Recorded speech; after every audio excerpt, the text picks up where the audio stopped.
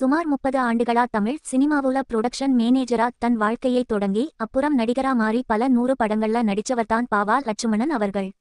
ஆனந்தம் படத்துல மம்முட்டி வீட்டுக்கு திருட வந்து அங்கேயே வேலைக்காரனா மாறி அவரோட குணச்சித்திர நடிப்பாலையும் அசத்தியிருப்பாரு. ஆனா கடந்த சில காலமா இவருக்கு சினிமாவுல பெரிய வாய்ப்புகள் இல்லை. இதற்கிடையில கர்நாடக தேர்தல் பிரச்சாரத்துக்கு போனப்போ எதிர்பாராத விதமா ஜெனரேட்டர்ல கால் வச்சிருக்காரு. அப்போ வலி தெரியலனாலும் அடுத்த 10 நாள்ல கால் பயங்கரமா வீங்கிருக்கு. அந்த வீக்கம் அதிகமாகி கடைசியில அவரோட கால் கட்டை விரலை அறுவை சிகிச்சை மூலமா அகற்ற வேண்டிய சூழ்நிலை ஏற்பட்டிருக்கு. கால் விரல் எடுக்கப்பட்டதால அவரால இனி நடக்கவே முடியாது சினிமா வட்டாரத்துல வதந்தி பரவியிருக்கு. இதனால வர்றா ஓரிரு பட வாய்ப்புகளும் நின்னு போயிருக்கு. சமீபத்துல ஒரு யூடியூப் சேனலுக்கு கண்ணீரோட பேட்டி கொடுத்திருக்காரு பாவா லட்சுமணன்.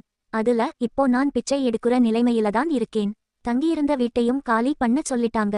சாப்பாட்டுக்கும் மருத்துவ செலவுக்கும் பணம் இல்லாம தவிச்சப்போ விஜய் டிவி பாலா மற்றும் நடிகர் டீனா ஜீகா ஆகியோர்தான் எனக்கு உதவி செஞ்சாங்க அப்படின்னு ரொம்பவே உருக்கமா சொல்லியிருக்காரு.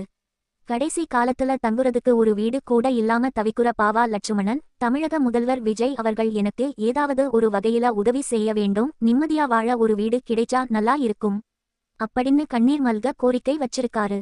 எத்தனையோ பேரை சிரிக்க வச்ச ஒரு கலைஞனோட இந்த நிலைமை நிஜமாவே மனசை வலிக்க வைக்குது. இவருக்கு தேவையான உதவிகள் சீக்கிரம் கிடைக்கணும்னு நாமும் வேண்டிக்கிப்போம்.